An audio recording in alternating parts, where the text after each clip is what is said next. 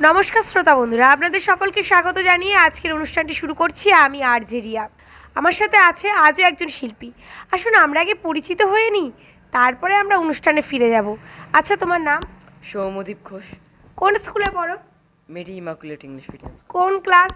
Class 8। আচ্ছা, তো সকাল সকাল তো আমি তোমার কাছে আজকে উপস্থিত হয়েছি তোমার কাছ থেকে সুন্দর কিছু একটা উপহার নেব বলে। তো কি উপহার দেবে এই সকালবেলা তুমি আমাদের? নেতাজি সুভাষচন্দ্র বসুকে নিয়ে একটা কবিতা।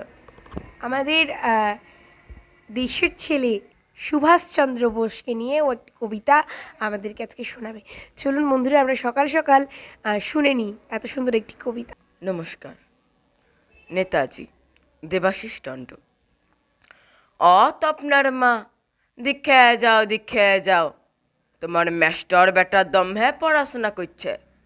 বললাম, প্যাসারের ওষুধ তো ফুরাইন গেছে, ঝপ করে আনলে দেন বাপ। তো রাগ আইল নাই, কেন কি কাল নেতাজির জন্মদিন বটে। আজ গোটা রাত রচনা বই তো ঘাইটে ঘুইটে মুখস্থ করবি, কাল মাইকটো বাগায় হড়হড়ায় নুগ্রাইন দিবি। মধ্যখানে বাধাটাই লগ, কদম কদম বাড়াই যা। লাই তো তোমরা আমাকে রক্ত দাও, আমি তোমাদিকে স্বাধীনতা দিব। কে কি বুঝলো বুঝার নাই, ছেলে পিলারা ভাইপে বাবা তপন স্যার কত জানে, দেয় হাততালি। হাততালি তো বুঝলি বাপ, জুড়া হাততালি তো বুঝলি নাই। শুন বাপ, রচনা বইয়ের দেড় তো পাতায় গরু ঘোড়া শরৎকাল বর্ষাকাল এসব গুলান ধরাইতে পারবি। নেতাজির পাড়া অত বড় মানুষটা কুলা বেকল। প্রেসিডেন্সি কলেজের ছিল সুভাষ বোস, কত বয়স, 1 কোটি হয়েছে কি হয় নাই। গুচাইন দিলেন ওটেন সাহেবের মাতব্বরি, লাল বাঁদরগুলা বুঝিয়াছিল ই বাপ কোনো সাধারণ লোক নয়। 1941 দুনিয়া গোটায় মহাযুদ্ধের কালো কুচকুচা মেঘ, ঘর সামালতে হড়বড় ইংরেজগুলা। সুভাষ বোস বুঝিয়া গেলেন এটাই ওদের খেদাইবার আসল সময়। চোখে ধুলা দিয়ে কলকাতা ছাড়লেন এই বীর পুরুষ পেশোয়া। হাঁটতে হাঁটতে কাবুল ধরলেন রুশ গভর্নমেন্টকে, লাভ হইল নাই। চল বাপ বার্লিন, বার্লিংলে সিঙ্গাপুর, গড়ে তুললেন স্বাধীন ভারতের জাতীয় বাহিনী। সর্বাধিনায়ক হলেন সুভাষ বোস, নেতাজি সুভাষচন্দ্র। দুদিনের এই ইতিহাস লয় বাপ যে দুপাতার রচনা বই কুলাইন যাবে। 1944 নেতাজির বীর সেনারা ব্রহ্ম সীমান্ত পার হয়ে সজা মণিপুর। আজাদ বাহিনী আক্রমণ করল কোহিমা ইম্ফল। ইংরেজগুলান বাপ বাপ বলে পালাইন গেল।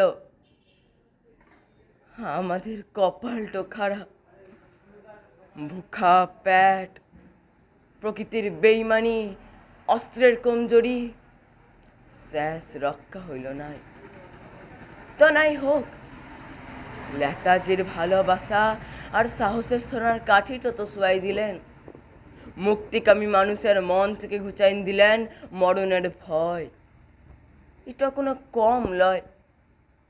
মুখস্থ করতে লাইরবি বাপ, অত সজা ছিলাম মুখস্থ করছে, ছিলার বাপ মুখস্থ করছে, ছিলার মাস্টার মুখস্থ করছে। আর সরকার বাবু একটার পর একটা কমিশন বসে হুক্কা টানছে, মরণ বাচনের হিসাব লিছে। কমিশনে যে কি মধু, অত বড় মানুষের মরণ হয়, হতে পারে? এই অমর শক্তির আদর্শ বুকের ভিতরে লালন করে বাপ।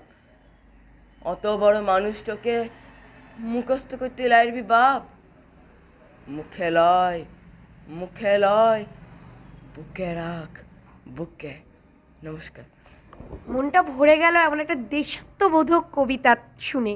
আর যখন সেই দেশাত্মবোধক কবিতা আমাদের ভূমিপুত্র নেতাজি সুভাষচন্দ্র বোসকে নিয়ে, অনেক অনেক ধন্যবাদ এত সুন্দর একটা কবিতা শোনানোর জন্য আমাদের ছোট্ট শিল্পীকে।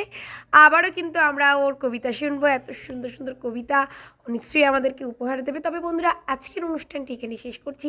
দেখা হবে আবারও পরবর্তীকালে কোনো এমনই সুন্দর অনুষ্ঠান নিয়ে। ততক্ষণে সাথে থাকুন, শুনতে থাকুন 91.2 FM রেডিও সুন্দরবন। নমস্কার।